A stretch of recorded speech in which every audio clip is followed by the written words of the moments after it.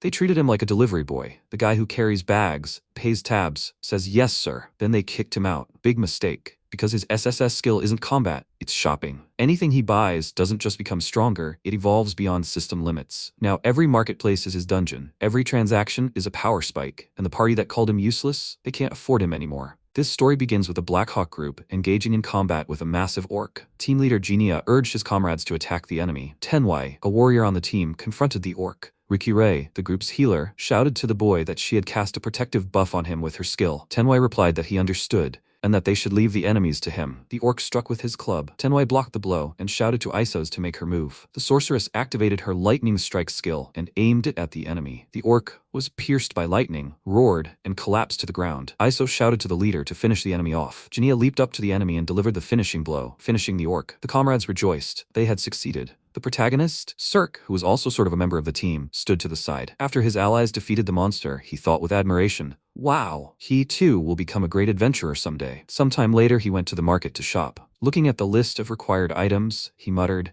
I need to buy alcohol and recovery potions today. Having purchased what he needed, he approached the snack counter and spent some time scurrying about for what to buy. When he returned, Genia threw a bottle at him, which shattered against the wall, splattering MC with its contents. He shouted angrily at him, he's too late. How can it take so long to buy alcohol? The protagonist hiccuped in fear. The leader grabbed him by the collar, pulled him close, and calling him a useless piece of trash, tossed him aside. The protagonist, falling to the floor, thought, it feels like not that much time has passed. He covered his face with his hands and begged the leader for forgiveness. He thought he couldn't object. This was the leader of this group of adventurers, and he was just a student. In his position, he didn't even have the right to object. Genia indignantly asked him, what do you call an apology? The leader pressed his sword to his back and said, they're keeping him in their group, unable to fight, so let him at least do his dirty work. MC, burying his face in the floor, said nothing in response. Genia laughed. Azozi told him that was too cruel. Tenwai and Rikirei both said in unison, yes, it was cruel. It's a shame to break such a good drink. Suddenly, the warrior pointed at his shield, which was leaning against the wall, and exclaimed in irritation,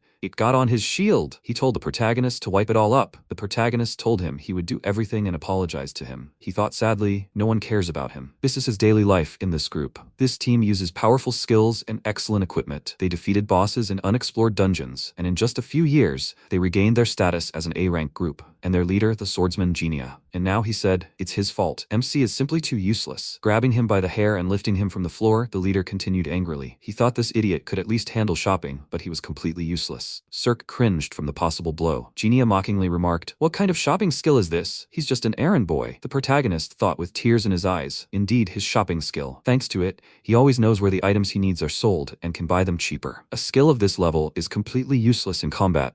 But an adventurer isn't defined by skills alone, or at least, that's what he believed. He dreamed of becoming a great adventurer one day. He'd become an apprentice here to fulfill his dream, but apparently, it wasn't meant to be. Tenwai told him with a grin, they picked up a small fry like him. Rikirei added, and he's repaying them with ingratitude, huh? The leader exclaimed, exactly. Then he struck the protagonist so hard that he flew into the air, only to fall back to the floor. Swallowing blood and tears, Cirque apologized again and promised them he'd try his best from now on. He thought, adventurers usually start out as apprentices. If they kicked him out of here, his dream would only get further. Even if it was hurtful and unfair, he shouldn't go against them. At that moment, Tenwai told the leader, they're already close to promotion to S rank. If they carry around such a burden, the other groups will start to look down on them. Izozi agreed, and besides, paying for his accommodations was a waste of money. Rikirea was on board with the allies. She said they needed to bring in someone more useful. The warrior mentioned, for example, Gabil from the Royal Wolves. So many skilled adventurers are asking to join their group now. The protagonist raised his head in surprise and fearfully asked them to wait a minute, but no one paid him any attention. The leader exclaimed, what? That's an idea! He turned to the protagonist and with an evil grin told him, then they don't need such trash anymore. The MC, confused, said,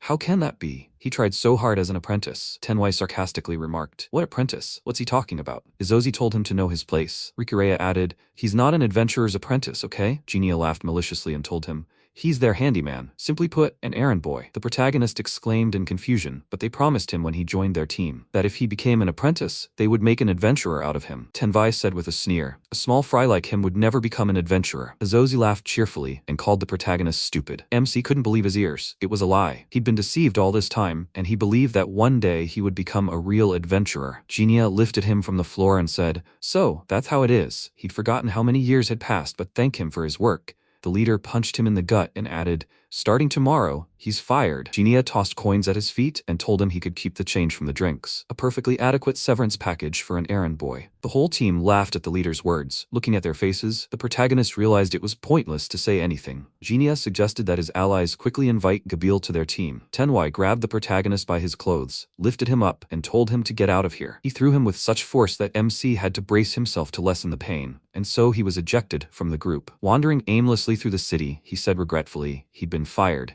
but he couldn't give up. He needed to pull himself together. He still had a chance to become an adventurer. Looking around, he spotted a weapons shop and thought, well, since that's the way it's decided, first he needs to gather his equipment. When he entered the weapons shop, he was met by a salesman who looked him up and down and greeted him. Cirque told the merchant of his desire to pick up a full set of F-rank equipment. The man looked at him in surprise and said, his appearance suggests otherwise. He's not an adventurer, is he? The protagonist hesitated, but then finally said, he plans to be one. The merchant, having lost interest, pointed in one direction and said, well, let him see for himself then. The protagonist remarked on how rude he was. He took out his wallet, poured coins onto the counter, and added, his budget is about this much. The merchant immediately scooped up the coins and casually said, is that all? He won't buy decent equipment with that. Waving him in another direction, the man sent him that way, telling him that the goods were just right for a beginner like him. The MC smiled and replied that he understood and headed to the weapons bin. Coming closer, he saw some old swords, and the crate itself was labeled junk. The protagonist was confused. Are the goods on sale before being scrapped? The old equipment was of such poor quality that even he, a rookie, could tell. It didn't look anything like what his former team had used, but that was all he could count on now. Having selected a more or less suitable sword, he pulled it out of a drawer and asked, will it fight with him? At that moment, a girl in a hooded cloak walked into the shop, looked at Cirque, and thought,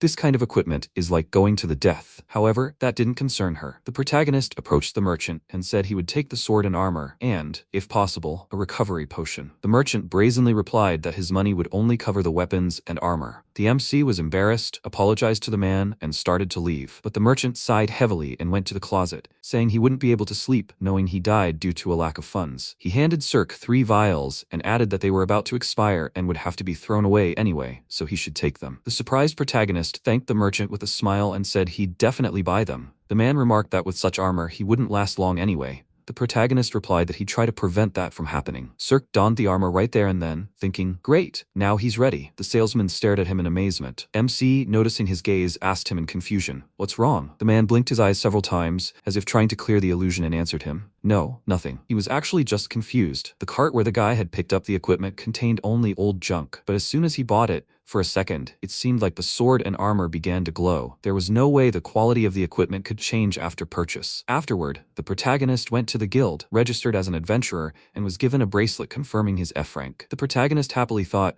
now he could take on quests at any time and challenge dungeons. The receptionist told him that usually, they form a team and start at E-rank, but it's unlikely anyone would want to team up with a newbie who hasn't completed training. He replied that he understood, so he'd go alone this time. The girl looked at him in surprise, sighed, and said, it can't be helped. Then, let him take this map of the area. She handed it to him, just as his former group entered the guild. Genia laughed and told his comrades to just look at this. The errand boy was heading to the dungeon. Rikireya laughed, and besides, what was that shabby equipment he was wearing? Izozi exclaimed, that's complete garbage. Where did he find such trash? Tenwai mockingly said, that's on his belt. Was that a sword? Genia approached the protagonist, drew his weapon from its sheath, pointed it at the MC, and said, this is what they call a sword. The receptionist watched anxiously. Suddenly, the protagonist shouted at his former comrades to stop. It's none of their business anymore. Let them leave him alone. Genia hugged him, keeping his sword from his face, and told him not to make such a scary face. They were former comrades, right? The protagonist thought in amazement. After what they'd done, they could even say such things. Genia turned and whispered to Rikire, while he was distracting him, to let them do their thing. The girl replied with a smile that she understood everything. Approaching the receptionist, she picked up a map of the Cirque area and clarified,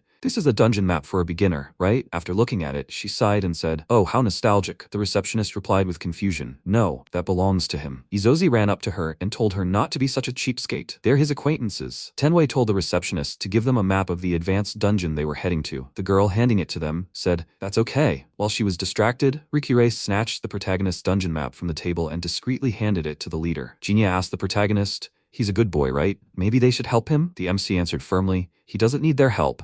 Let them return his map. Izozi drawled, how boring he is. He doesn't understand jokes. Taking the map from Rikire, she handed it to him, adding, he could just accept their kindness. Cirque snatched the dungeon map from her hands and strode decisively out of the guild.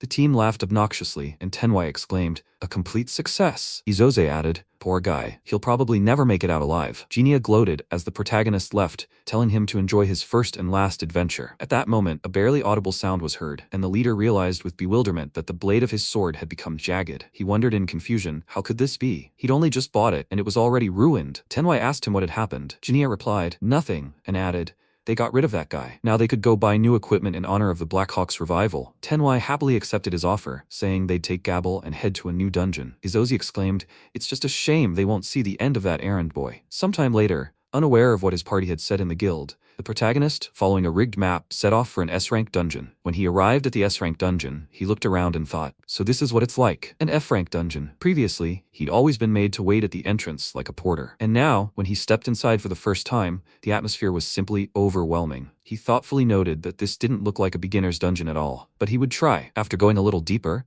he encountered a terrifying monster in the form of an armored demon. MC was confused. What was this? Shouldn't the first enemy usually be a slime or something like that? He'd never encountered such monsters, even in a group.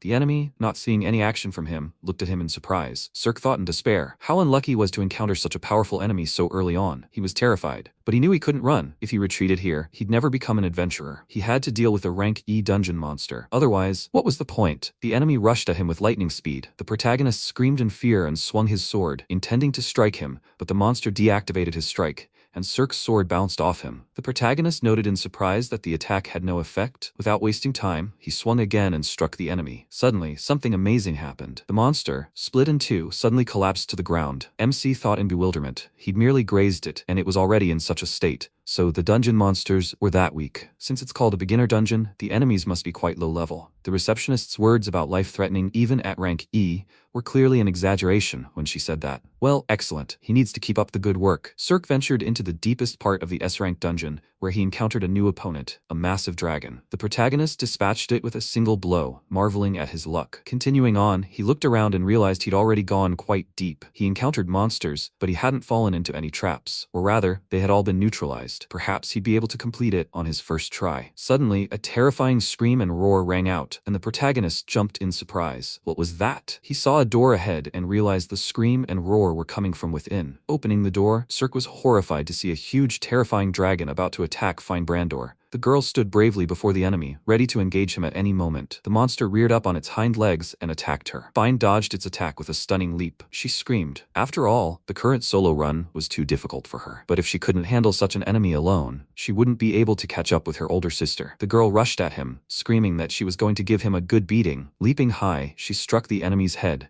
but the impact broke her sword. She cried out in confusion. What's going on? At that moment, the monster struck her with such force that she flew back against the wall, which cracked from her fall. MC rushed to her and asked if she was okay. Fine looked at him in surprise, trying to speak, but couldn't. He asked her not to overexert herself. The girl, gathering her strength, thanked him and told him her name. She asked him if he was also an S-rank adventurer. Activating the evaluation, she saw his bracelet and asked in confusion, "Can he really be an E-rank adventurer?" The protagonist replied that it was true, and that today was his first dungeon challenge. He ruffled his hair and said sheepishly, since they were both newbies, since it was such a coincidence, she should let him help her. Fine objected in horror. "No, of course not. What is he talking about?" But the protagonist, turning to his opponent, told her it was fine. She should leave the rest to him. Looking at the dragon, Cirque thought, it turns out such creatures can be found even in E-rank dungeons. He was huge, but he wouldn't lose. He couldn't stumble in a beginner's dungeon. Grabbing the hilt of his sword, he was about to engage in combat, but Fine shouted at him to stop. He was sorely mistaken. It was the dungeon boss. It was an S-rank monster.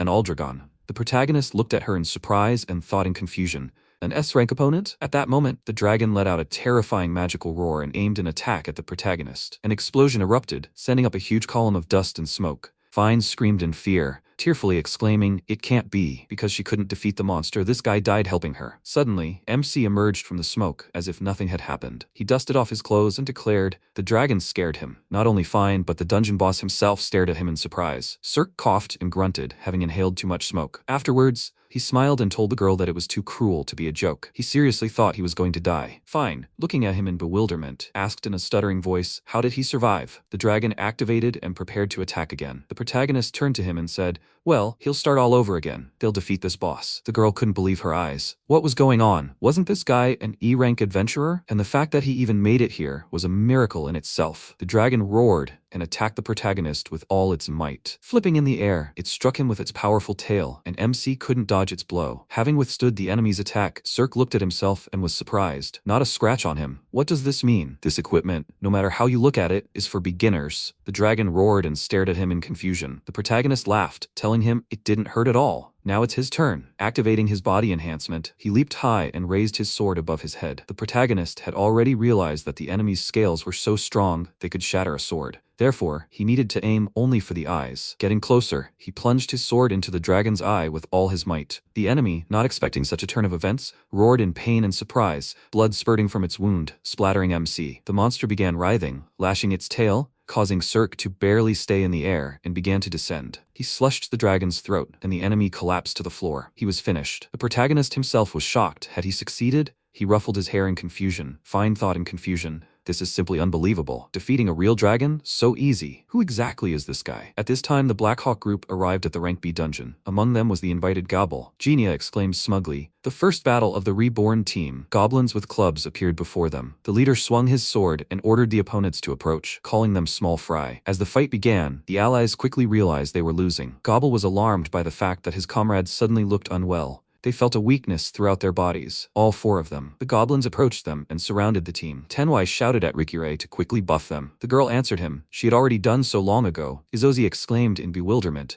Why can't they quickly kill these small fry? The leader engaged the goblin, but his sword simply crumbled. Jinya fell to the floor, looked at his broken sword in confusion, and asked, perplexed, what was happening to his sword? Gobble watched silently. Tenwai asked, confused, what was going on? Izozi remarked, this dungeon should be a piece of cake for them. Why couldn't they win? Gobble asked them gloomily. Were they really strong enough to aim for S rank? They knew this dungeon was only B rank. They were too weak. Jinea grimaced, hurt by these words. But he couldn't understand what was going on. Having somehow dealt with the enemies, the team returned. Sitting in the pub, Jinea slammed his fist on the table and cursed in irritation. He couldn't understand why they were having such a hard time dealing with pathetic goblins. They were A-rank adventurers, weren't they? Tenwai exclaimed in bewilderment. What was going on? The shield he just bought as a replacement had broken. A battered Izo said.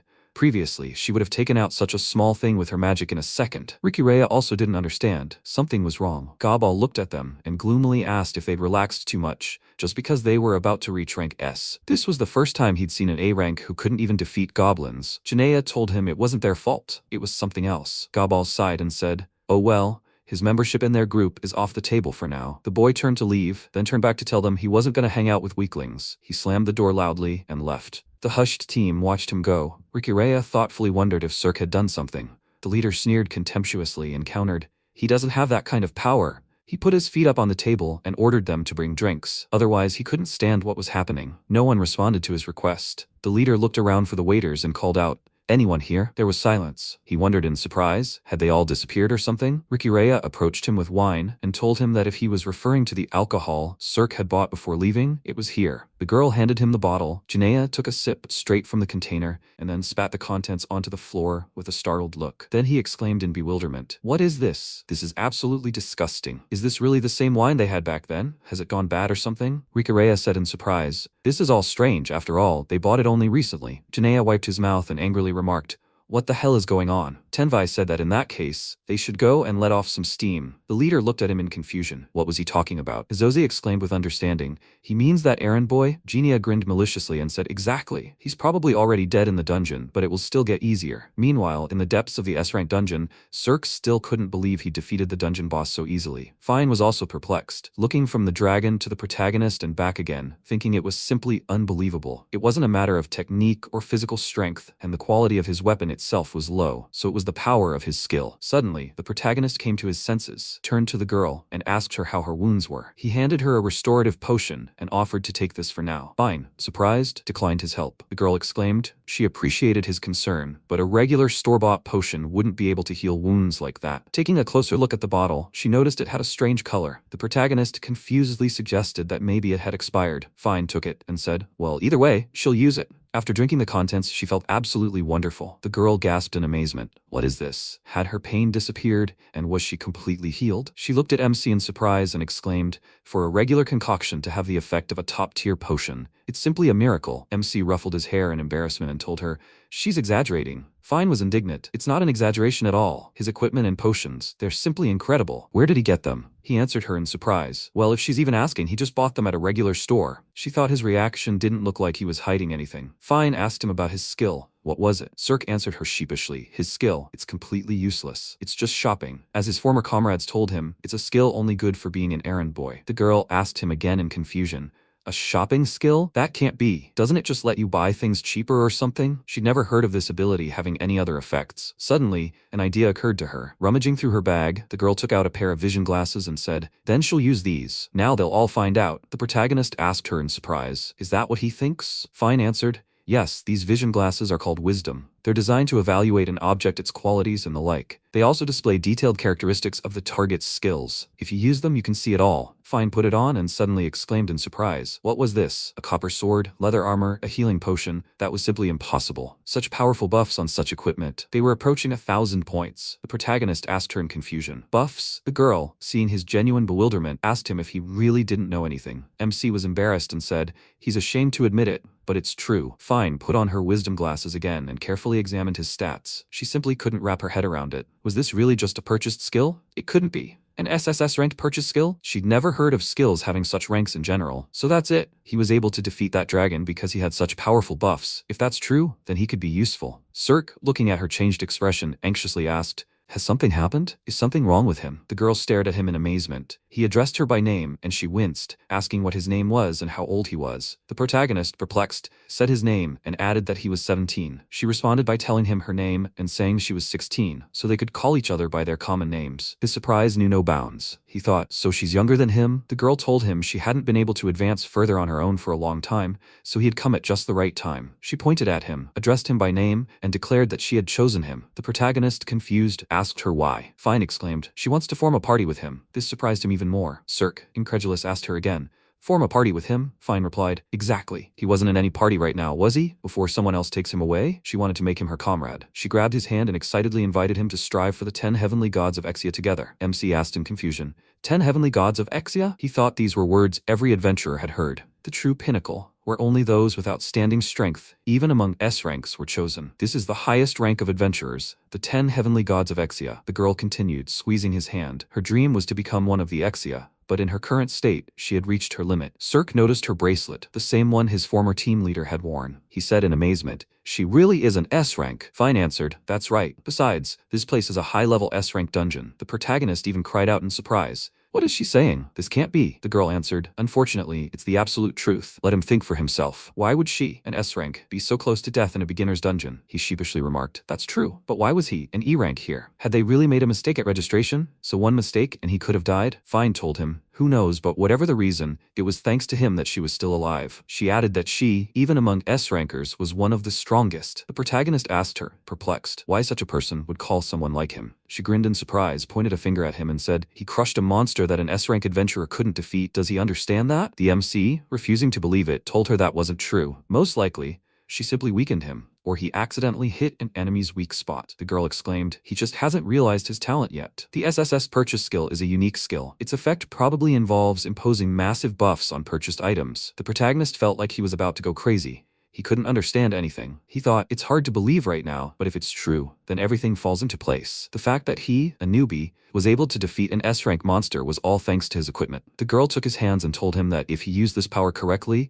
he could become invincible, and she wants to become much stronger with him. Although in fact, she had an older sister, also an adventurer. For some reason, they became adventurers together, but her sister became an S-rank in the blink of an eye. She rose to the rank of Exia, the 10 heavenly gods. The protagonist exclaimed in surprise, her sister is an Exia? Fine confirmed this, adding that her sister had called her a burden and abandoned her. Since that day, she had traveled alone, hoping to one day make her sister acknowledge her. The protagonist reflected bitterly that being betrayed by someone you trusted was painful. He understood perfectly well what it felt like to be abandoned. Suddenly, he realized he was crying. Fine asked him, perplexed. Why is he crying? MC sheepishly wiped away his tears and apologized. The girl placed her hand on his shoulder and said with a smile, "He's kind." She was becoming increasingly convinced that her invitation to him was worth it, so she asked him once again, please let him agree to form their group, to make their dreams come true. Cirque emotionally squeezed her hands in response and said, yes, he's counting on her too. Fine thanked him enthusiastically and, in a burst of emotion, threw herself into his arms, hugging him. The protagonist, incredibly embarrassed and surprised, yelled at her. What is she doing? A short while later, emerging from the dungeon, the girl stretched with pleasure and said,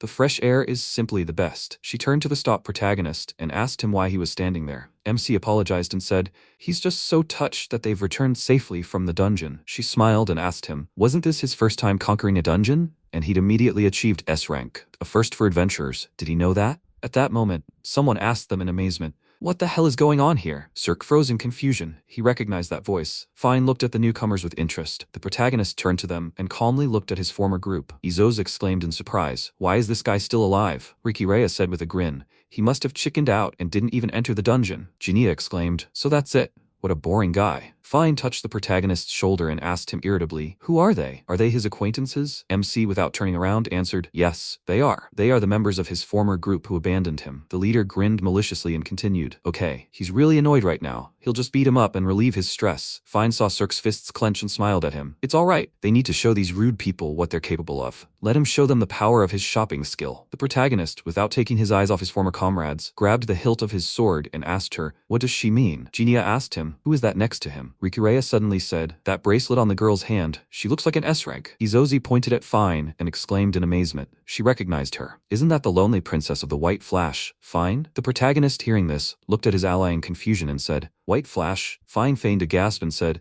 it's such an honor that they know her. Jinia grinned and said, of course, there's not a single adventurer who doesn't know them, the two sisters. Although, he's seeing her for the first time. Fine smiled and said, not quite. She looked at the surprised MC, who was confused by the fact that he knew nothing about her. The group leader exclaimed, ah, so that's it. Well, since she was in the dungeon, it's no wonder this idiot is alive. Izoza said enviously. How lucky he was. To be saved by chance by the lonely princess of the White Flash. Rikireya asked her allies, what happens to the bet? Technically, he survived. Jinia answered her, that doesn't count. The bet is cancelled. They'd come for nothing. Cirque exhaled loudly and told Fine, he didn't think he'd have to meet them here. She asked him, he doesn't understand why they're here? The protagonist guessed and said in surprise, because they're here to see him fail in the dungeon. Fine had made a reasonable point. In that case, they should have appeared at the beginner's dungeon, right? And suddenly, he understood. If it had been the guild's fault, Jinia and the others wouldn't have known. But if they knew he'd gone to an S-rank dungeon, that meant it was all their doing. He angrily asked them if they'd switched the map. The leader mockingly said, they've been found out. He approached Fine, grabbed her hand, and told the protagonist,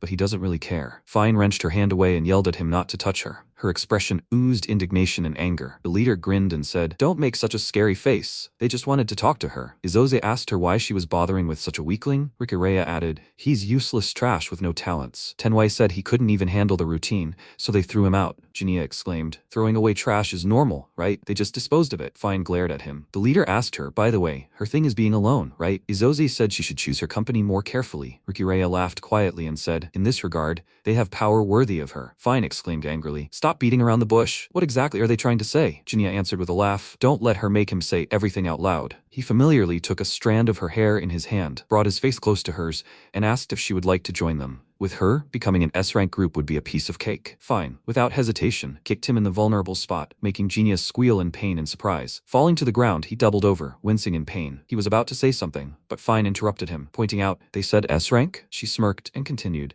don't let them speak with such pride about such a petty goal. People like them have neither exceptional strength nor worthy principles. They're simply scum. She wouldn't join their group even if they begged her. The girl approached Cirque, took his arm, much to his surprise, and told the team, besides, she already has her best and most reliable comrade. The entire team seemed stunned. What was she talking about? Cirque, a reliable comrade? Fine smiled and confirmed, yes, that was true. And he's also very strong and kind, and he's her type, not like some vulgar types. Tenwai exclaimed angrily, what did she just say? Rikureya shouted. Don't let her get too cocky just because she's famous. Jinea told her with hatred. He'll never forgive her. They were being nice to her, and she was turning her nose up at them. Izo's laughed, noting that she was all for it. Rikureya also chimed in, saying that if they killed them near the dungeon, they could easily hide it. Fine, asked them in surprise. Do they think they can defeat her? The leader angrily told her. Stop acting tough. She thought he was blind. He didn't know what happened there. But it looked like she didn't have her sword right now. Fine cursed, wondering if they'd noticed. It had broken during the fight with the dragon. Genia added, will she be able to handle the 4 of them in this state? He'll torture her to death. If she doesn't want that, then let her undress and kneel. Then maybe they'll let her go, and let her decide quickly. Otherwise, he'll seriously kill her. The protagonist, shielding Fine with his body, answered him curtly, no. The leader stared at him in bewilderment. What did he say? The protagonist continued, he won't let them touch Fine. The girl looked at him sheepishly. MC held his sword forward and prepared for battle. Genia laughed and cheekily asked him, what kind of decrepit sword is that? If he wants to play hero, then he can go home to his mother. After he kicked him out, he felt so great that he bought himself a new sword. Cirque looked at his weapon in surprise. The leader continued, if he combines this treasure sword with his skill, then no opponent will be a threat to him. Fine turned to the protagonist and thanked him for protecting her again. He replied with a smile, he didn't know if he could protect her to the end, but he would try. He then turned to the group leader and told him to get ready. Genia laughed heartily and exclaimed, what an idiot. Does he want to die that badly? Turning to his comrades, he told them not to interfere. He would tear this guy to pieces himself. Tenwai asked him to leave some for them. Genia rushed at the protagonist and shouted, I will kill him. The guy activated his sword mastery skill and attacked the enemy. MC barely parried his powerful blow. The leader was inspired and wished him a quick death. Suddenly, Cirque realized with surprise that his opponent's movements seemed too slow. He clearly saw the blade's trajectory slowing down. Taking advantage of the situation, the protagonist lunged at him, but Genia also miraculously dodged his blow. Wondering in surprise, what was that? He irritably told the protagonist he was just lucky. But his next blow would finish him off. The leader attacked the protagonist again, and again MC saw the enemy's blade's slow trajectory and began successfully dodging his blows. Genia was furious because he didn't understand why it wasn't hitting him. Tenwai called out his name in surprise. Izozi said, what's he playing around with? Something strange is going on there. The leader, meanwhile, thought irritably, is he having a nightmare? MC readied his weapon for the attack and said, well then, now it's his turn. Genia grinned and told him to stop talking nonsense. He thinks he's defeated him just because he dodged once. Activating the divine speed sword, he shouted, Cirque, this is the end for him. With his decrepit sword, he won't even scratch his treasure. But the protagonist swiftly approached him and crossed his blade with his. To everyone's astonishment, Jine's sword shattered into pieces, leaving the leader completely confused. Rikureya, in disbelief, screamed, this can't be happening. Tenwai wondered what the hell was going on. The protagonist swung for the finishing blow, and Jinai, in fear, shouted at him to stop. The tip of Cirque's weapon stopped millimeters from the leader's face. MC, without putting away his weapon, asked the boy, will they continue? Fine clapped her hands in complete silence and praised the protagonist. He looked at her in surprise, and the girl continued. It seemed he truly didn't realize how powerful his skill was. Looking at the confused party members, she told them they were receiving incredible buffs from him. Genie exclaimed in confusion. What was she talking about? That was just a errand boy's skill. Fine pointed her finger forward and declared that his skill was special. By applying massive buffs to purchased items, it abnormally increased the user's base stats. The entire team listened to her in disbelief. The girl continued. They only became strong because they used Cirque as an errand boy. Without realizing it, they kicked him out, bought themselves new equipment, and personally discarded the buffs granted by the buy skill. The protagonist, hearing this, thought in surprise, so that's it. No wonder their movements seemed so slow. Fine added, still addressing the group, in her estimation, their actual strength barely reached the lowest rank of C. Genie and the others glared at her. They couldn't believe it. Fine had already shouted at them that the fact that they were able to rise to A rank was definitely thanks to the one they considered trash and whom they despised. Genia gritted his teeth in anger and said that this couldn't be true. It is not true that they became strong thanks to the errand boy. He ran away from them very quickly and said loudly that he would remember this. His comrades were confused by this and said that he shouldn't leave them. They all ran away, and Fine said that they were truly a hopeless group. Cirque thanked her, and she turned and asked what he was saying. It was all entirely his merit. He looked at his hands and said that even with his shopping skill, he could be useful to someone. She said that he really was too kind. No wonder he was taken advantage of. He looked a little confused and said that it hurt him to hear that. She was a little embarrassed and thought that she too was going to use him, taking advantage of his sincere kindness. He noticed this, called her, and asked if something was wrong. Her heart ached, and she wondered if it was guilt. She pretended everything was fine and said she didn't mind his personality. Besides, she would be by his side now, so everything would be fine. He happily agreed and said he would rely on her. She turned away and thought he shouldn't look at her with such kind eyes. Later, they came to the city, and she said that since they had just formed a party, they should decide on a further plan. Does he know how to become one of the 10 celestial gods? He refused and said that he only knew that only certain S-rank adventurers could become one. She said that it was just a prerequisite. In fact, the rank up method is the same for all levels. You need to complete the guild-assigned promotion quest and your rank goes up. So anyone can one day become one of the 10 celestial gods. He asked, however, he's not even S-rank, right? She happily said that he shouldn't worry if they did promotion quests together. They would get S-rank incredibly quickly. Very difficult promotion quests are life-threatening, even for S-rank adventurers. Few people take them on, so one can try as many times as they want. He was worried and asked, are they really that difficult? She agreed and said that if you count them together with A rank, dozens of people die on them every year. There are quests there like destroying an assassin's guild or taking over a country. He shouldn't worry so much. After all, they have his skill. It seemed like it would be easier to understand if they tried it in practice. They should go buy some good equipment. He became nervous about this and said that, however, he didn't have any money. She happily said that everything was fine. She had saved up a ton of money, so he didn't have to worry. Besides, he should get the reward for clearing this dungeon. He thanked her, and then they came to the weapons shop. Fine, with a wide smile, spread her arms, and said that there was plenty of money, so he should buy any equipment he liked. The protagonist agreed, and she turned to him and asked if he could also buy her sword along with his. She thought that equipment enhanced with his power would make them many times stronger. He asked if there were any wishes. What kind of sword does she need? She left it up to him to choose the sword that suits her. He understood everything with a smile and would choose an excellent sword. The merchant looked at them and wondered why this guy was with the lonely princess of the White Flash. He took the sword, called the shop owner, and said that he wanted to buy these 2 swords. She decided to use wisdom glasses and thought that she would check the difference in the equipment before and after purchasing it. The merchant thanked him for his purchase and asked, by the way, they had just received the newest armor. How about this? The price was a bit high, but the quality was the best. He looked at it with a smirk and asked, only rags are suitable for a guy like him, right? He felt embarrassed by this, apologized for the incident, and said that he was wrong. He would discount it to the very minimum. He said with a smile that it was fine. He was in debt for the potion, so he would buy the armor too. She looked at it and thought that probably as soon as he paid, the buff appeared. Agility and defense are combined for 999 points. It seemed that the buffs were random, but the effect was more than sufficient. MC approached her, handed her the sword, apologized for keeping her waiting. How did she like it? She thanked him and said that this was the perfect sword for her, because her specialty is speed. She was surprised when she picked up the sword and asked, Dexterity 99? When she picked it up, the rank dropped. It seems that if someone else uses the item, the buff level decreases. He was surprised by this and asked her for forgiveness. She approached him with a smile and asked what he was apologizing for. Even if the effect is not that great, it is already a great success. In that case, they should collect the rest of the equipment and challenge the promotion quest. He agreed and said that then they should go together. At the same time, in the unexplored dungeon of the Abyss, on the 17th floor, a female mage through a crystal ball said that for this girl to find a companion. What kind of guy is this? Is he strong? She must tell her. Several monsters were running at her from behind, and she said in a calm voice how noisy it is here. She snapped her fingers and created magic, which destroyed those monsters. She said that she was not interested in weaklings. She needed only the strong. At the same time, Bine was walking through the city and said that the equipment was collected. Finally, their first joint quest. MC walked next to her and said that he was nervous. She patted him on the shoulder and said that he was worrying too much. They both became much stronger with the new equipment. He still smiled and thought that she was right. As she said, their equipment became much more powerful. She said that she had the Windcutter sword and she equipped the Pegasus armor, and he had the Thunderclap sword and Mithril armor. They were lucky that the Pegasus armor received 999 agility points when they bought it. Even if the buff dropped to 99 points, it doesn't matter. It is very comfortable to move in. He looked at her and said that she had chosen equipment with an emphasis on speed. She laughed and said that she felt that no one could match her current speed. She ran off at incredible speed,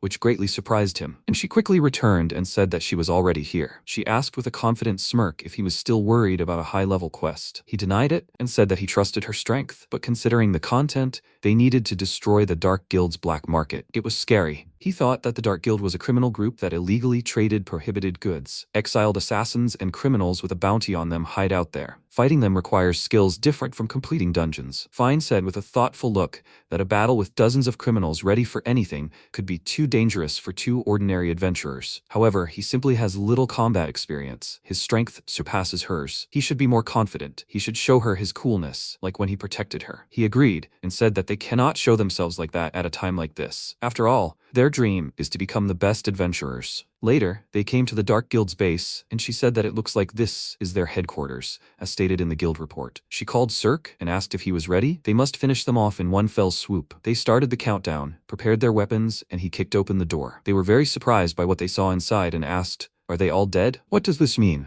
He asked with a surprised expression. Maybe someone arrived before them. She looked around the room with a thoughtful look and said that it was possible. However, who could do such a thing? Even though they are freaks, there must have been strong fighters on guard. Only an S-rank adventurer or one of the 10 heavenly gods, Exia, could do such a thing. A female mage, Naticia, came out to them and greeted them, called her by name, and said that they hadn't seen each other for a long time. She was very surprised when she saw her, called her sister, and he asked, "Is this the one she was talking about, one of the Exia?" She agreed and said that there are only 10 of them in the world, the strongest adventurers. Was it really she who defeated everyone here? She was going down the stairs towards them, agreed and said that they were weaker than she thought. She looked at her and asked why she was stopping her. She said in a serious tone that she shouldn't flatter herself. She didn't do this for her sake. Her goal was information about a certain monster that had leaked onto the black market. He looked at her and asked what kind of monster it was. She said that it was information about a disaster class monster. This caught Fine's attention, and she thought that monsters of this class were the pinnacle of monsters, surpassing even S-rank. With the power to destroy a country in one night, they were a true natural disaster. They said that only the 10 heavenly gods could withstand them. She asked if this was really the same monster that killed Mom and Dad. Naticia said that, unfortunately, it wasn't. It was just a spider monster that had recently awakened from S-rank. She wasn't interested, so she decided to leave it alone. She called her by name and asked, "By the way, is she still playing adventurer?" She asked with a serious expression. "What's wrong with that?" She called her weak and asked, she told her to quit since she had no talent, right? Are they really sisters at all? The protagonist became indignant about this and asked how she could say that. Fine asked him to stop and said that she appreciated his concern, but her sister's words were half true. She doesn't have the same talent as her, but she's wrong about strength. She looked at her and said that for some reason, it wasn't noticeable. She gritted her teeth in anger and said that then she would show her how much stronger she had become. She ran towards her very quickly, swung her sword and screamed loudly before attacking. Naticia looked at her with a smirk and said that it was amazing. She put up a magical barrier, which blocked her attack. She said that she had become 3 times faster than before. She barely had time to put up a defense. Fine, with a serious expression, said that this was not the end. She began to quickly deliver multiple blows with her sword and was barely able to leave a small crack in the barrier. She looked at this with a smirk and said that she really had become a little better. She agreed and was about to say something, but she squeezed the staff with her hand and said that, however, this was still the limit. She slammed her staff onto the ground, casting magic and hitting it, surprising her greatly. She was thrown back and fell to the ground, and Naticia said it was surprising she could still move, as she had pretty strong armor. She pointed the staff in her direction, bidding her weak sister farewell, and saying that she would make sure she could never be an adventurer again. Fine couldn't dodge her magic attack, but at the last moment, MC stepped between them and deflected her attack with a swing of his sword. They were both surprised by this, and he turned around, apologized, and said that he knew he shouldn't interfere. A wide smile appeared on her face, and she asked when the last time her magic was cut. He asked her to stop and said that the outcome was already clear. She smiled and said in a joyful voice that he seemed to be much stronger than her sister. He should show her more of his power. He felt a very strong pressure coming from her and wondered if she hadn't been serious in the battle earlier. She raised her staff, started using magic, and said that she adored strong people. Could he become her favorite? She launched a magic beam at him and asked. He blocked the black lightning. But what about this? He was going to cut it with his sword. But she called him naive and said that this was different from last time. At the last moment, she redirected the beam so that it hit and he screamed loudly in pain. She began to concentrate the energy in the staff again and said that he had no time to suffer. He swung his sword a few times and dispelled the fire magic that engulfed him. This caught her attention, and she said that he withstood this fire without much damage. He is quite strong. The durability of their armor is abnormally high. He started searching for something in his bag and thought that if it was difficult to penetrate the defensive magic, he would have to use the items they had bought before coming here. She raised the staff and asked, he understands that he will end up like her sister if he gets too close, right? She slammed the staff on the floor, and he loudly called out to Fine and told her to cover her ears. She agreed, and Cirque threw a small stone at her. Naticia noticed the sound bomb and asked, he thinks something like that will penetrate her defensive magic? She set up a barrier, but they were all very surprised by the bomb's effect, and he thought it was incredible. It was all thanks to the skill buff, which increased the power by 999 points. Fine thought that even hiding behind a column and covering her ears, she felt an enormous power. He thought that this item was usually used to repel monsters, but now it was a weapon of mass destruction. Naticia withstood this attack and said that it was clever. Her defensive magic does not protect against sound. He ran up to her, tried to hit her with his sword, but she blocked this blow with a barrier. She said with a smirk that now she understood what was going on. He applied more force and destroyed her barrier, and she screamed loudly in surprise. Suddenly, she smirked and said that he was caught. She concentrated magic in her hand and said that this thing really hurts. She attacked him with lightning and he screamed loudly in pain. Fine was very worried about him and loudly called his name. She pointed her hand towards him and said that this was the end. With a sharp movement of his hand, he threw a sound bomb at her and said that then he would throw another bomb. She looked at this with a calm smile and said that it was boring. Does he really think that she will fall for the same trick? She froze the bomb and asked, "So it won't explode, right?" He was surprised by this and thought that he didn't expect it to block the effect before activation. She approached him and said that, however, that sound bomb, the effect was incredible for an ordinary thing. Weapons, armor, items, as if they were blessed with a high-ranking blessing. She had a hunch, took out a monocle, looked at him and said that now she understood what was going on. An SSS rank purchase skill. She had seen such a skill for the first time. What is his name? She said his name, which she had heard earlier, and he agreed and was about to say something. Natisha interrupted him and said that that was very good. She wanted to obtain this skill. She touched his face and asked if he wanted to become hers. They were surprised by this, and she said that his talent was valuable. If he went with her, he would become much stronger. Fine watched them from the side and thought that to receive recognition from that same older sister, he was truly amazing. Compared to her sister, she is simple. She didn't have time to finish her thought because the protagonist pushed her hand away and said that he refused. They were both very surprised by this, and he said that an ordinary person would probably accept this offer. However, he chooses her because she is the first person in his life who recognized him. When she invited him to the group, he was truly happy. She was touched by his words, and he said that is why he is not going to accept her offer. Natisha looked at him calmly and said that it was hard for her to understand because she surpasses her sister in everything. He clenched the sword in his hand and said that of course she is strong and much stronger than her sister. However, she tried her best to surpass her. However, despite this, she does not even try to acknowledge her sister's efforts. Telling her so frivolously to give up being an adventurer is vile. He will never become her comrade. He swung his sword and launched lightning at her, and she calmly asked if he had learning disabilities. She said lightning had no effect on her. He began to control the lightning, redirecting it in another direction, and she asked where he was aiming. He hit the sonic bomb, defrosted it, and it immediately exploded. It exploded and left a cut on her face. She felt pain, laughed, and said that that was sensitive. Besides, she was rejected. There was no point in continuing the fight. They had to finish. She came closer to him and said that even among the other 10 heavenly deities, there was no one who could hurt her. One day, he would have to take responsibility for this. She kissed him on the cheek, which embarrassed him greatly, and she walked away and said goodbye to him. Fine asked her to wait, but Natisha did not listen and flew through the hole in the ceiling. MC called her and asked if she was okay. She agreed and said that she was upset that she couldn't defeat her sister, but that was expected. However, more importantly, she wanted to apologize to him. He was a little surprised by this and asked what she was apologizing to him for. She said that he had just rejected her sister's proposal. However, she had no right to be chosen by him. She just wanted to use him to become stronger. She was no different from those who pushed him around. He said that he didn't mind if she used him. If it weren't for her, he would still not know about his strength. So she shouldn't blame herself. On the contrary, he was grateful to her. He was grateful that she met and chose him. She was touched by this, started crying and called his name. She hugged him, thanked him, and said that she was also glad that she had met him. He asked with a smile, "They are in the same boat now, right? They will be together until they fulfill their dreams." She agreed, but an old man entered the room and asked what is going on. Today, he brought the best slave, who was supposed to be the highlight of the program. He pulled the chain in his hand hard and said that this is the best slave on the market. The girl with tears on her face screamed loudly and began to apologize. The old man looked at them and said that the two of them, if you don't mind, would you like to buy this elf slave? He didn't introduce himself, but as they can see, he is a slave trader. Today he came to the Dark Guild to sell this slave. However, the girl continued to apologize and said that she didn't want to. He ignored her and said that it looks like the Dark Guild was destroyed by them. Maybe they will take responsibility and buy this girl? Cirque was indignant at this, clenched his fist, and said that he shouldn't joke like that. He grabbed his sword and said that he wasn't going to buy slaves. On the contrary, he would free her right now. Fine asked him to wait and said that he couldn't do that. He turned to her and asked why she was stopping him. She said that he should look at this man's finger. He was wearing a ring confirming his status as an official slave trader. Did he see it? If they illegally released his slave, then they would be the criminals. He was confused by this and said that, however, he was trying to sell a slave to a dark guild. Isn't that illegal? She said that if they caught him red-handed, then it was. However, since they didn't see the deal itself, it wouldn't work. The merchant looked at her with a wide smile and said that this beauty, golden hair, and silver bracelet,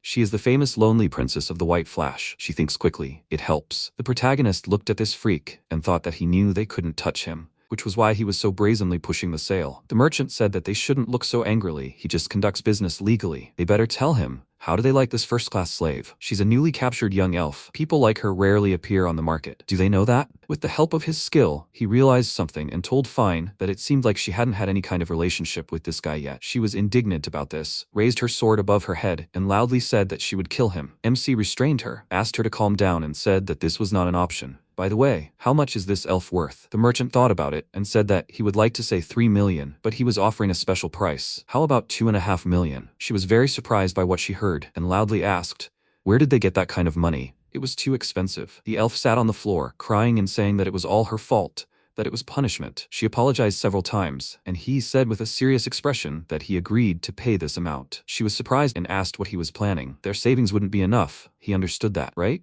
He said that if they added the reward for the rank-up quest, they should have enough money. She agreed with this and asked, however, isn't that all their money? He asked her to put herself in the elf's shoes and said that he couldn't abandon her. This slave trader was selling her like a commodity, and if they didn't help her now, a terrible end awaited her. She took a deep breath, agreed, and said that there was nothing she could do. The merchant snapped his fingers, created a quill and a contract, and said that then he would first take all their cash as an advance. Then they would sign the documents handing over the reward to him. Cirque agreed and signed the contract, which began to glow afterward. The scroll disappeared, and magical energy was directed to his hand and the elf's forehead. The merchant said that this was proof of the bond between master and slave. A slave with a seal on the forehead is absolutely submissive to a master with the same seal. He looked at his hand in surprise and thought that he was her master. The merchant bowed and said that the deal was complete. If there was an opportunity, they would meet again, he thought with a displeased expression, hoping that they would never meet again. He remembered something, looked at the elf, and walked toward her. She was very scared, started to run away, and loudly asked him not to come closer. She tripped over something and fell to the floor. He became worried about this and loudly asked, is she okay? Fine looked at her with a thoughtful look and thought that he had bought this elf. She thought that the buff could also be applied to her. The elf started apologizing again, and she thought that apparently it hardly worked. He came closer and asked if she could get up, right? And if she was hurt. The elf asked him not to come closer and said that she did not want to be hurt. Her stomach growled loudly, and he asked if she was hungry. He took out some bread and said that she should take it then. She was very happy to see it and asked if she could take it, even though she was a slave. He said that she was no longer a slave because he bought her to save her. She was shocked by this, and he said that, by the way, he hadn't introduced himself yet. He said his name and said that he almost sounded like an elf if you squinted his ears. The elf laughed and said that her name is Sharara. He called her name cute, and she thanked him for the compliment. Fine approached them, introduced herself, and said that she was his friend. She bowed to her and said it was nice to meet her. Then she started eating the bread and called it delicious, and he was glad to hear it. She looked at her and said that something was bothering her. Could she ask it? She looked at her and asked, what was it? She finished eating, but her stomach was still growling, and he asked if she wanted more. She could have more. She felt embarrassed about it and apologized. She looked at her with a slightly confused look and said that she was so small but ate so much. But that was not the point. She wanted to ask about her strength. Elves are a race skilled in handling powerful magic, right?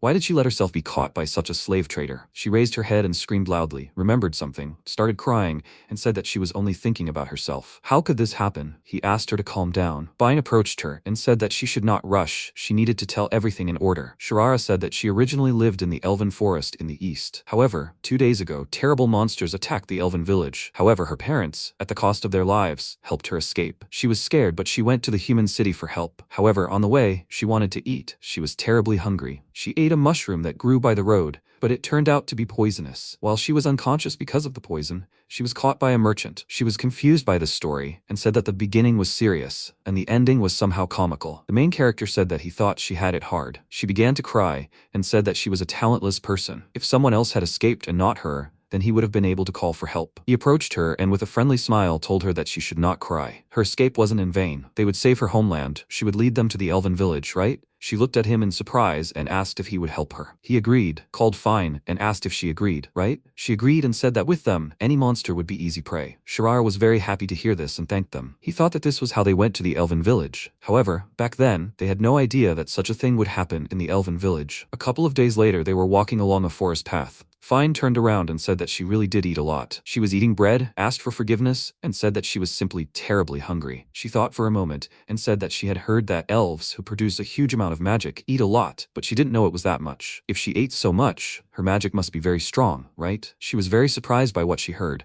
started coughing, and said that she didn't know how to do anything special. She pointed her finger forward, called them respectfully, and said that the elf village was already very close. MC turned to her and said that she could address him less formally. He understood, so they would arrive soon. The monster that attacked the elves who owned magic must be very strong. Shirara, with a sad expression on her face, agreed and said that this spider monster was very strong. He thought about it. They went further. Fine called him and asked why he was frozen there. They should go faster. He ran to them, agreed, and said that they should hurry. Later, they reached the main square of the elf village. They were all very surprised when they saw the elves calmly walking around the city. They noticed them and called them adventurers. They greeted them with a friendly look, which surprised them even more. She approached her, called her name, and asked what it meant. She was shocked by this, looked around with tears in her eyes, and asked if everyone was alive. The villagers recognized her, came closer, and happily said that she was safe. They had been looking for her everywhere. She asked in a confused tone what happened to that monster. They said that the elders drove away that spider. They said the battle was hard, but the elders coped. She asked loudly what happened to her parents. The elf said that they were also okay. They were sent to the human city along with the wounded. Now they must be recovering in the hospital. She began to cry with joy because of what she heard,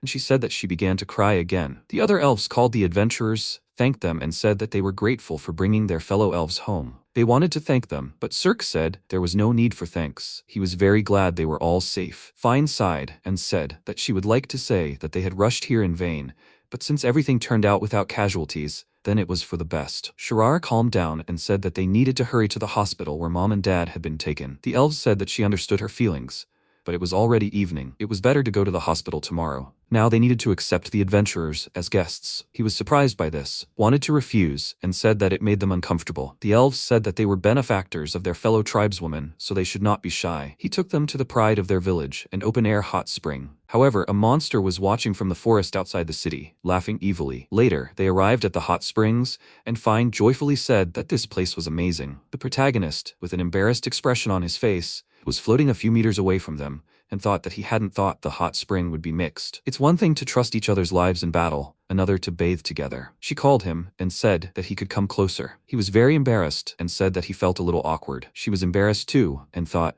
does this idiot understand how much courage it took her to invite him? Shirara called her and asked if her face was red. Was she overheated? She became even more embarrassed because of this and loudly denied it. She approached her and said that the main thing is that the village is safe. She agreed with this, but was about to say something about her worries. He noticed this, turned around and asked if something was bothering her. She said that it wasn't exactly like that. She was just ashamed of herself. Everyone in the village was fighting, and she was the only one who escaped. Fine said that nothing could be done about it. She couldn't do anything against the monster. She said that it wasn't that. In fact, she was a loser, even among elves. Even though she was an elf, she could use magic. She had never been able to do anything. Everyone laughed at her, called her worthless. She started crying and said that her mom and dad had protected her from that monster back then. She came up to her, hugged her, asked her to calm down, and said that it was not her fault. She was very touched by this, asked for forgiveness, and said that she was so weak. She continued hugging her and said that being weak was not a sin. What was bad was remaining weak and not trying to change. If she could cry out of frustration, it meant that one day she would definitely be able to change. Now she had to stop crying. Maybe they should go and eat something tasty? Shirara smiled, agreed, and said that she was already hungry. After that, they came out of the hot springs, put on their clothes. He walked further and noticed that their equipment was missing. He began to look around with a worried look and said that this was strange. He definitely left it here along with the clothes. Fine called out to him and asked if her sword was missing. Hadn't he seen it? He was surprised by what he heard and asked if her equipment was missing too. Had someone stolen it? However, this couldn't be. He felt something, turned around abruptly, and wondered what that aura was. She called out to him and said that it was the aura of a monster, and a very large one at that. The monster who was watching them laughed and said that she didn't think everything would go so well. Brilliant idea, using the elves to hide your presence. He loudly asked who was there. The spider monster came out to them, greeted them, and said that she was pleased to meet them. They saw her. Shirara screamed loudly and said that it was she who attacked the village. MC asked, "Is this a monster in human form?" She said with a smirk that calling her a monster is so rude. She actually even has a name, Hell Arachne. Fine remembered this and said that for sure. Her sister had received information about her from the Dark Guild. He thought he remembered. Naticia was talking about a recently awakened S-rank, disaster class monster. They say she can destroy an entire country in one night, a symbol of humanity's greatest fear. The monster with a displeased expression asked, do they already know about her existence? After all, she was going to make her magic farm here. Looks like she'll have to run away from here quickly. Previously, she was a monster who simply sucked magic from her victims. However, she did this for so long that she imperceptibly took this form. Now, she can not only suck magic, but also do something else. She pointed her finger to the side, They looked there and saw a crowd of unconscious elves walking towards them. He was very surprised by what he saw, and she said with a joyful look that anyone caught in her web completely obeyed her. Making elves rich in magic your livestock, it's easy. He was shocked by this and asked, so all these elves with their hospitality? She pulled the threads with a joyful expression and said that she controlled them so that they relaxed. She couldn't lose to some elves. Shirara, looking worried, asked loudly, then what happened to her parents? She remembered what happened and asked, is she talking about that annoying couple? She mockingly apologized and said that they irritated her, so she killed them. She was shocked by what she heard, fell to her knees and loudly said that this was a lie. It can't be. He got angry because of this, and Helarakni laughed and said with a haughty look that they didn't even have weapons and equipment, so they shouldn't seem strong. She knows perfectly well that adventurers without equipment are just trash. However, they can relax. She's not going to kill them. Now she only has this small village, but soon she will take over the whole world. So her strong children will come in handy. She will make them her dolls. She released a web, hit Fine, and he called out to her with concern. She was chained to a tree. She called out to him loudly and said that he should forget about her and run, because in this state they had no chance. He worriedly said that however, he couldn't abandon her. She again loudly asked him to run away, and he became very tense because of what was happening. Helarakni pretended to wipe away a tear and said that it was so touching. Okay, she'll give them a 10-second head start. He gritted his teeth, grabbed Shirar, and loudly said that they should run from here. She looked at them with a smirk and said that an interesting game was brewing. Where will they run? Fine chuckled and said that she could only afford this overconfidence now. She looked at her with a smirk and said that she trusted her comrades very much, even though they were just E-rank trash and a loser who didn't have any magic. Right, in tag you need a chaser, right? She pointed at her, laughed, and said that this role would go to her. She was very scared because of this, screamed loudly and begged her not to do it. A little later, Cirque was hiding in the main square in the village, peeking around the corner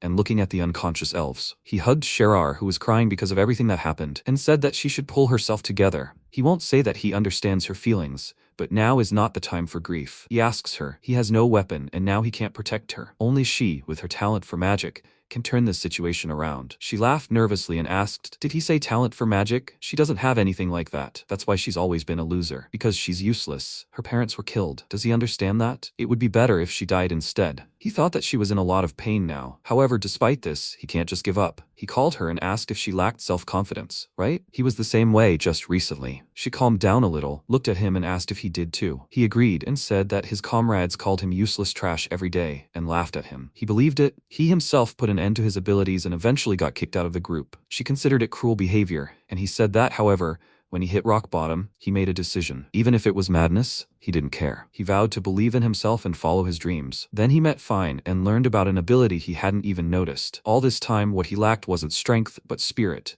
The ability to believe in yourself. She stopped crying, looked at him and asked, did he say to believe in yourself? The protagonist stroked her head and asked, she remembers her words, right? Being weak is not a sin. Remaining weak and not trying to change was bad. He stood up with a small smile and said that it didn't have to happen today. However, one day, she must definitely believe in herself. Shirar called him with a worried look and asked where he was going. He said he apologized for pressuring her. He would somehow get his weapon back himself. At the same time, he would distract their attention, and in the meantime, she should escape from the village. She remembered her parents and thought that it would be like that again. He said that she shouldn't worry about him. Everything would be fine, so she should calmly save herself. She ran up to him, grabbed his hand and said loudly that she didn't want this. She didn't want anyone to sacrifice themselves for her anymore. He called her name in surprise, but at that moment, Helarakni came to them, laughed, and said that the human race loved all this romance so much. Did they really think that she wouldn't notice such noisy insects? She attacked him with a web and said that they should go out. She pulled him towards her with a web, and a worried Shirara called out loudly for him. MC fell to the floor,